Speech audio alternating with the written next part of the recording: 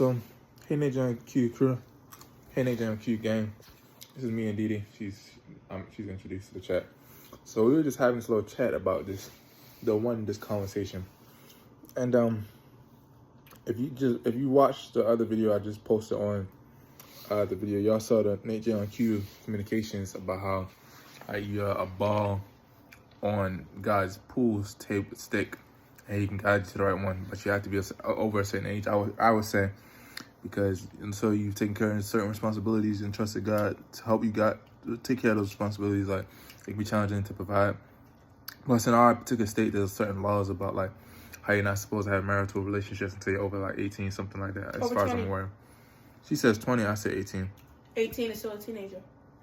I don't know. 18, I don't know. 19. I don't know. I thought it was 18 when I was young, but she says 20. So you study the laws in your own state, because like we're actually we're in multiple countries now. We're in America, Australia, and Philippines. What are you talking about? Checking this channel. Oh, okay, cool.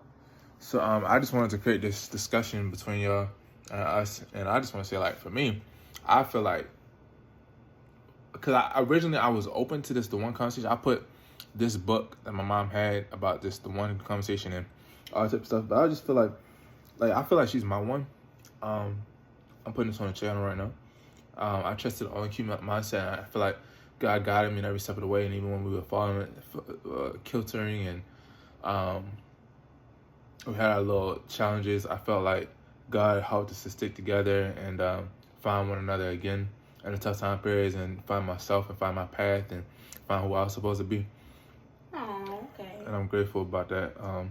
I still feel like it's an everyday decision to remain committed, because like actually as an Israelite, what I will say is that like it's not that much of a debate. Like, you're supposed to stick to your one as long as they, like, as our guidance, Miss Sister Roni today said, like, it's a decision that I'm not breaking the commandments for her, and she's not breaking the commandments for me, because of our own soul. And as long as we have it like that, I just don't see any reason why we would divorce you, because we're about to get married in a few weeks, and then we'll see about a wedding after that. Dee Dee wants to have one, and I'm gonna just trust God, because we're hopefully getting big on this channel right here, right now, so that we can afford some bigger things, and we have some other streams of income that's supposed to come together, so that we can afford Dee Dee wants a big, righteous wedding, and I have a guy that I would love to be Dr. Freeman, my person to serenade us and mentor on certain things. But we're just getting everything together, and hopefully we'll be able to go to this Marriage Made Easy on the 13th of February. I'll put that right here. It's a great event. Something like that. I don't know. I just want to go to something like that and try to prepare things. I just trust God's will, and we'll see how it goes, because we're still elevating and just doing all that God has us to do. I'm trying to keep my tongue aligned with what He asked me to do, and I'm planning to study my Bible some more and study some more scriptures so that I can speak those holy scriptures. But the question I ask you, Miss Dee Dee, since you're not on the page, is why do you feel like I'm your one? So we can have this so that you can start asking this every week. Okay, so I feel like you're my one because when I look at our hands, okay, I show them our hands. Okay. My hands is the female version of his hands, you see? Okay. And when I looked over at a picture that we had in the past time when we celebrated Thanksgiving, I saw him kissing me, and our faces like aligned. So like it's like I'm the female version of him, and I'm his rib. So that's what my revelation was. And before I met him, I prayed for certain things that I wanted him to be and wanted my husband to be. I wanted my husband to be able to sing. I wanted my husband to be a darker complexion similar to mine. Oh, okay. And I just had different revelations, and sometimes I'm double-minded, and that's only because of my past and my mom's counsel sometimes, my dad counsel, my auntie's counsel sometimes. Sometimes I can't be listening to those people because it's a song called Wedding Feast where it says sometimes you gotta watch your kin and your family and friends. So, yeah, I can only say Lord's will be done and different things like that. And I pray that this union does happen and it does work, because I never had someone that'll be there for me. And it's a blessing. It's a blessing to have someone there for me. And I'm just grateful to God that I have this person. And I'm going to love this person as long as he's in my life. Thanks for letting me share. Bye. Okay. So I told y'all introduce. As long as he's in my life. Thanks for letting me share. Bye. And I'm gonna this person as long as he's in my life. Thanks for letting me share. Bye. Okay, so I told y'all introduce her. She's a grown young individual. So I think that's enough for Dee Dee's sweetness for today. But I guess she's saying, which is kind of the 3% man perspective. I've been talking about that book often. So Tony Robbins' perspective often.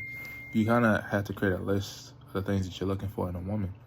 And if you're from a man's perspective or even a woman's perspective, this is what Bishop Nathaniel was talking about yesterday in his class. Is about how to know your marriages, your types of marriage. I sent Isaac and Rebecca marriage after Abraham because I want to be like Abraham. That's one of my great inspiration. I want to be just like him. Well, I do want a good amount of kids. You want 12 kids. But he was a wealthy man that went to heaven according to Genesis 13:2, which I'll put right here. And Luke 16. And I'll try to get the right blurb. I'll put it right here so that you can study it for yourself. But basically, I want to be able to do what Abraham did, but I also want to be like Jesus. Jesus was even wealthier than Abraham because Jesus owns all of creation. He's right under God, so he's even wealthier than Abraham. So I really want to be more like Jesus himself.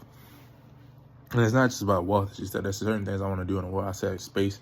I said medicine. There's certain other things I want to do, and I'm doing the little things day by day to try to create those great things. I want to give her a good life. I want to give our kids a good life. Soon we'll try to maybe we'll try to make this a podcast or something, or we'll do some challenges. Once we get more understanding and more revelation. More studying I gotta do. Yeah, so we're gonna get some things. And more done up I gotta do. I gotta be cute. Yeah, she wanna be cute and everything. Yeah. She wanna be cute and everything. So we're just getting our channel, everything getting better. We're getting ready for this great experience. I'm putting this on here so she can always look at her little communications, and maybe if y'all have any communications. She said she I'm not inviting nobody else's communication. This is God's work. Wow, this is a service to other people as well. Right. This is hopefully because I didn't know these answers until I studied years later, and some of these people I got younger sisters. They're between the ages of 10 to 17 now, so they're still growing themselves. So.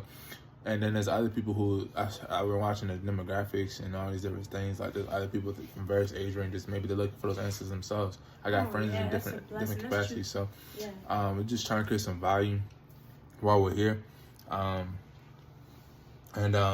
So because I got friends that just don't yet know how to do it yet. They're still working on it. I've been telling them to read the books, and maybe they will, and you'll know if they really get the results, if they get the understanding through the results that they still kind of demonstrate. Because Stephen Covey used to have this quote. He said, "It's crazy 7 habits of highly effective people," which I put right here. It's a book I talk about often. And also he wrote a few other books. Eighth Principle of Leadership, something like that. That was a great book. From Good to Great, something like that. It was a great book. I put that right here, so you can study as well. But and he also had a son who wrote Speed of Trust, which I put right here. Just another great book as well. A lot of great series from the Franklin Covey organization. Anyway, she's making a bed. She said, "You don't really know until you do. So sometimes you gotta do, so that you can really know." And that's. She's in the camera now. Hi. Yeah. Hi. So we'll get everything together. Trying to get everything so it's respectable and along with God's scriptures, because you said we had kissed and we done certain things and there's certain scriptures, and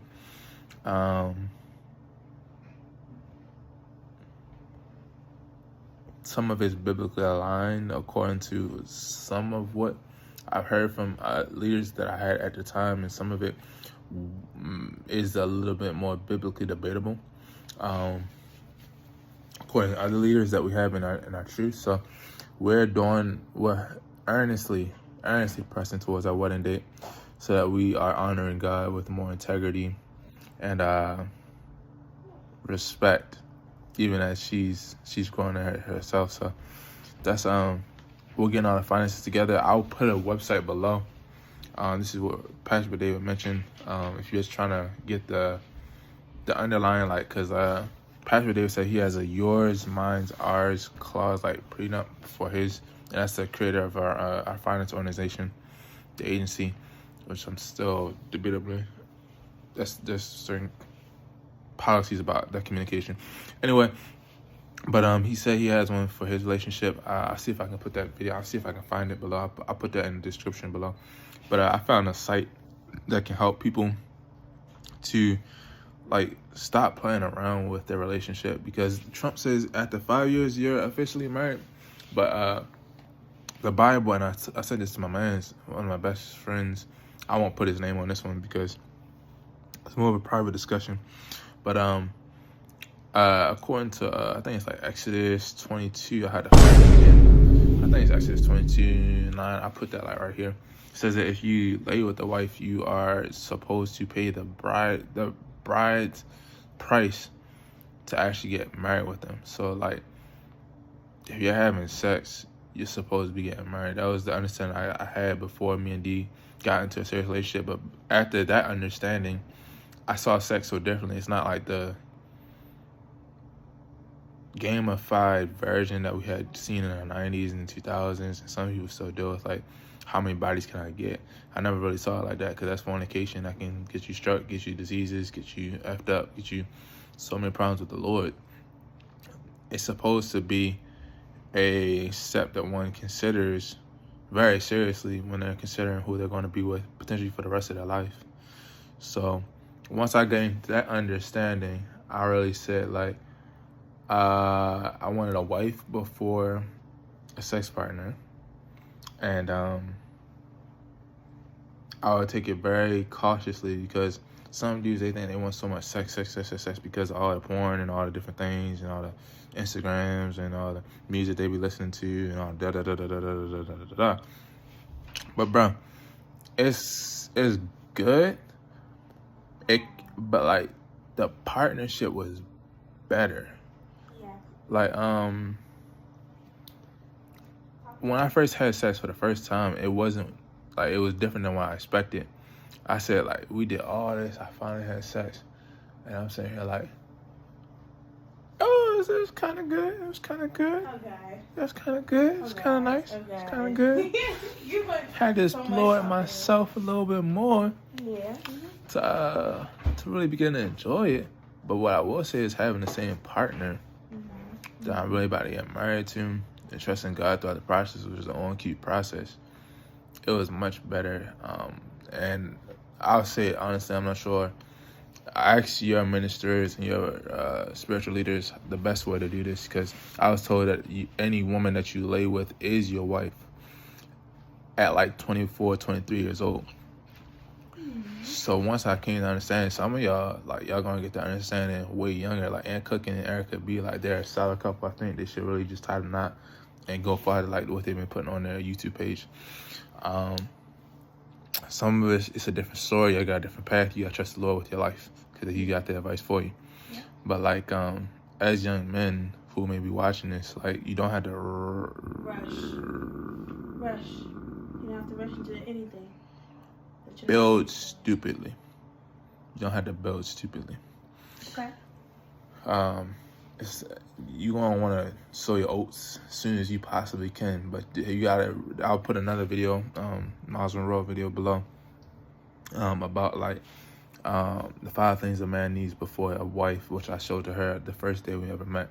I don't know that. I gotta read it. Yeah, I sent it to her. She said, "Oh, this is great." And she was like, "Oh, I really like this." And she was like, "Oh yeah, this is good. You're a good man. You're a good man." I was like, "Yeah." So y'all get that little game, y'all get that little good game for yourselves.